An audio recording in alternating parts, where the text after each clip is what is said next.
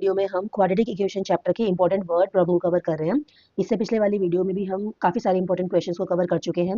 Most important होता है equation का बनाना। इक्वेशन बनाने के बाद सोल्यूशन बच्चे मोस्टली निकाल लेते हैं।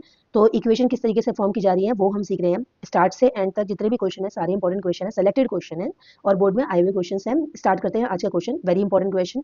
अ boat whose speed is 18 kilometre per hour in still water takes 1 hour more to go 24 kilometer upstream then to return downstream to the same spot. Find the speed of the stream. मतलब एक boat है, ये boat है whose speed, इस boat की जो speed है वो है हमारी 18 किलोमीटर पर आवर। ठीक है, बोट की अपनी स्पीड है 18 किलोमीटर पर आवर।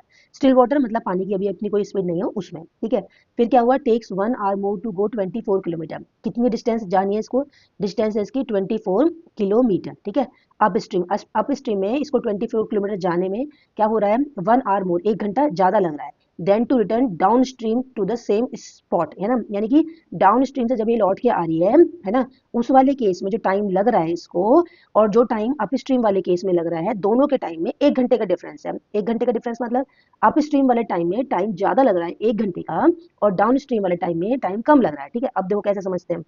सबसे पहले हमारी जो डिस्टेंस है वो 24 किलोमीटर है। अब सबसे पहले हम सीखेंगे कि डाउन स्ट्रीम का मतलब क्या होता है। डाउन स्ट्रीम का बच्चों मतलब होता है कि जैसे आपकी बोट इस डायरेक्शन में जा रही है तो आपका जो वाटर है यानी कि जो स्ट्रीम है वाटर की, उनकी भी डायरेक्शन इधर ही है। ठीक है, दोनों साथ साथ हो गए।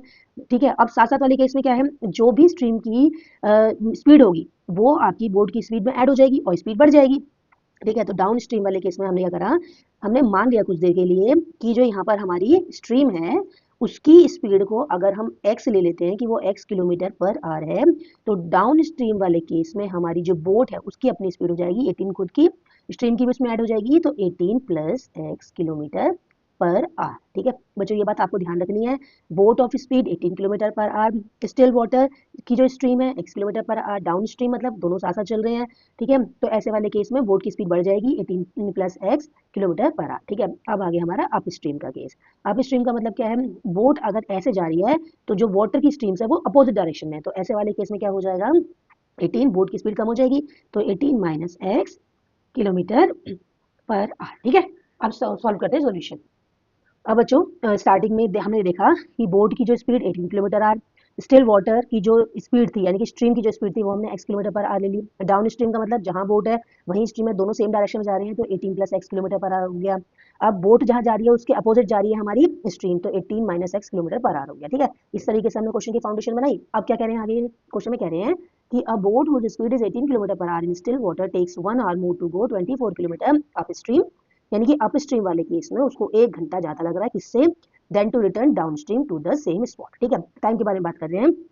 तो बच्चों टाइम जो होता है वो होता है आपका डिस्टेंस अपॉन स्पीड, ये आपका टाइम होता है, डिस्टेंस अपॉन स्पीड। अब हमारे पास दो तरीके के टाइम निकलेंगे।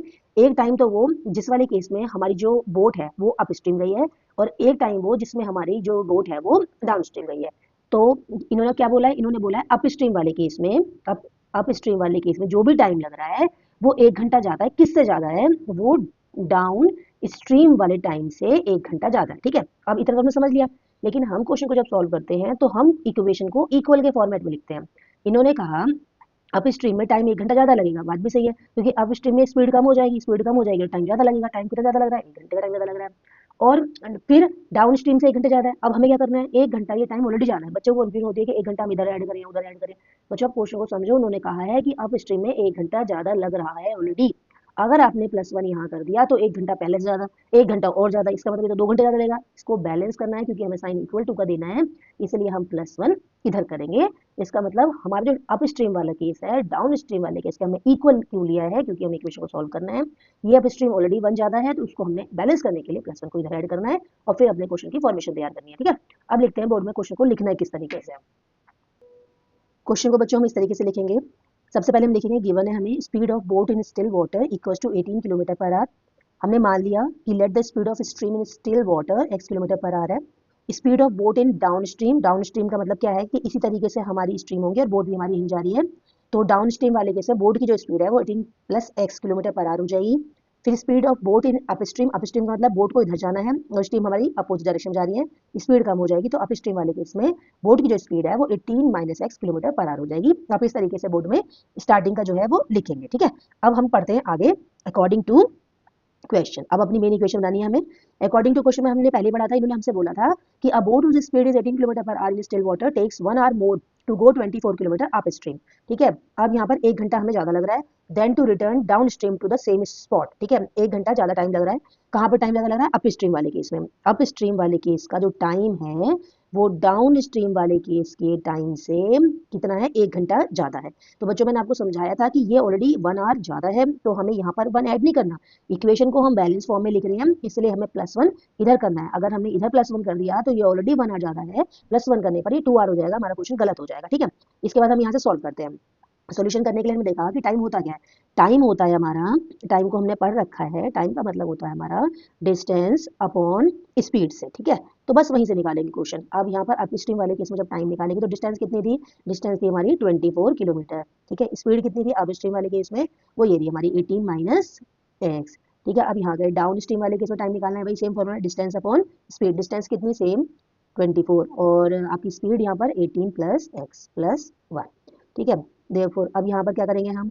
24 अपॉन 18 माइनस एक्स, इसे इधर ले लेते हैं minus 24 upon 18 plus x is equal to 1, इधर छोड़ दिया हमने। अब दोनों का एलसीएम लेंगे तो एक ब्रैकेट में तो ये माइनस में आएगा 18 माइनस एक्स और एक ब्रैकेट में प्लस में 18 प्लस एक्स। अब इस वाले को जब हम इन दोनों से डिवाइड करेंगे माइनस वाला कैंसिल होकर प्लस बचेगा, यानी कि 24 ब्रैकेट में आएगा 18 प्लस एक्स माइनस। अब इस ब्रैकेट को दोनों से डिवाइड करेंगे, प्लस वाला कैंसिल होकर माइनस वाला बचेगा, यानी कि 24 ब्रैकेट में आएगा 18 माइनस एक्स इक्वल हो जाएगा आपका 1। दोनों में से कॉमन क्या है? 24 कॉमन है, अंदर आ गया 18 plus x minus 18 minus minus plus x upon, बेटा ये a minus b, a plus b की आइडेंटिटी लग जाएगी, क्या होता है ए स्क्वायर, यानी कि 18 square minus x square equal to 1। हमने क्या लगाया यहाँ पर कि a square minus b square equal to what? A minus b bracket close a plus b. ये हमारे पास थे, हमने स्क्वायर फॉर्म में इसको लिख दिया, ठीक है। अब क्या हो जाएगा यहाँ से? यहाँ पर 18 से 18 कैंसिल हो गया और ये हो गया आपका 24 एक्स और एक्स हो गया आपका 2x इक्वल टू 18 का स्क्वायर होता है 324 minus x square equal to 1, ठीक है। अब नीचे 1 लेंगे, क्रॉस मल्टीप्लाई कर देते हैं, तो इक्वेशन क्या बनेगी हमारी? 24 2 जा 48x बना आपका इक्वल्स टू, ये हो गया आपका 324 माइनस एक्स स्क्वायर। अब इसे लिखना है स्टैंडर्ड फॉर्म में। स्टैंडर्ड फॉर्म का मतलब पहले एक्स स्क्वायर आएगा, फिर एक्स आएगा, फिर कांस्टेंट आएगा, तो ये इधर जंप करेगा, तो ये हो गया आपका प्लस का, फिर ये प्लस का है आपका 48x और माइनस 324। इस तरीके से हमने इक्वेशन बना ली। अब इस इक्वेशन को हमें सॉल्व करना है और यहाँ से जो आएगा वो हमारा आंसर होगा, ठीक है। अब बनाते हैं इसके फैक्टर्स। बच्चों फैक्टर जब बनाएंगे तो हमने देखा कि यहाँ पर है हमारा 324, यहाँ पर 1 है तो मल्टीप्लाई करके वही 324 आ गया। अब 324 के हमें फैक्टर बनाने हैं जिनको माइनस करें कितना आना चाहिए? 48, ठीक है। ये रहे 324 के आपके प्राइम फैक्टर्स, ठीक है। अब हमने प्राइम फैक्टर्स में देखा हमें क्या लाना है? 48 लेके आना है। तो हमने देखा 3 3 जा 9 हो जाएगा, 9 3 जा आपका 27 हो गया, 27 2 जा कितना होगा? 27 2 जा हो गया आपका 54। बचा कितना है? 2 और 3, 2 3 जा 6 हो गया, माइनस करके देखते हैं कितना आएगा? 14 माइनस 6 करेंगे 8 आ जाएगा, आगे हमारे फैक्टर, यानी कि 54 माइनस 6। बच्चों इस तरीके से आप फैक्टर्स को निकाल सकते हैं, ठीक है। तो ये बनेगा आपका एक्स स्क्वायर प्लस 48 को क्या लिखेंगे आप? 54 minus 6 bracket close x minus 324 equal to 0। Therefore x square plus 54x minus 6x minus 324 equal to 0।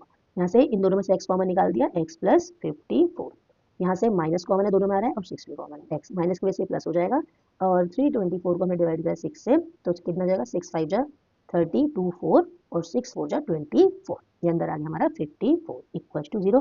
Bracket same हो गया, बाहर निकाल लेते हैं x प्लस 54 और अगले ब्रैकेट में क्या आ गया? x यहाँ से माइनस 6 इक्वल टू 0।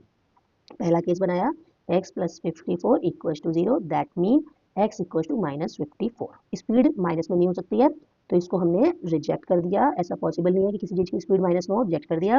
अब सेकेंड लिया x minus 6 equal to 0, therefore x is equal to 6। Yes, ये आपका पॉजिटिव आंसर है, यही आपका करेक्ट आंसर है, यानी कि स्पीड ऑफ स्ट्रीम है आपकी 6 किलोमीटर पर आवर, लिख देंगे यहाँ पर। देयरफॉर स्पीड जो हमें निकालनी थी, स्पीड ऑफ स्ट्रीम, वो कितनी आई है बच्चों?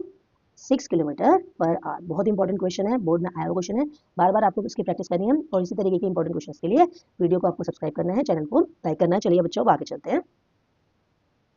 बच्चों नेक्स्ट क्वेश्चन आपका, an aeroplane left 30 minutes later than its scheduled time and in order to reach its destination 1500 kilometre away in time it had to increase its speed by 20 to 50 kilometre per our from its usual speed, determine its usual speed. बच्चों important question है exam के लिए और इसके solution को हम अगली video में देखेंगे, ठीक है।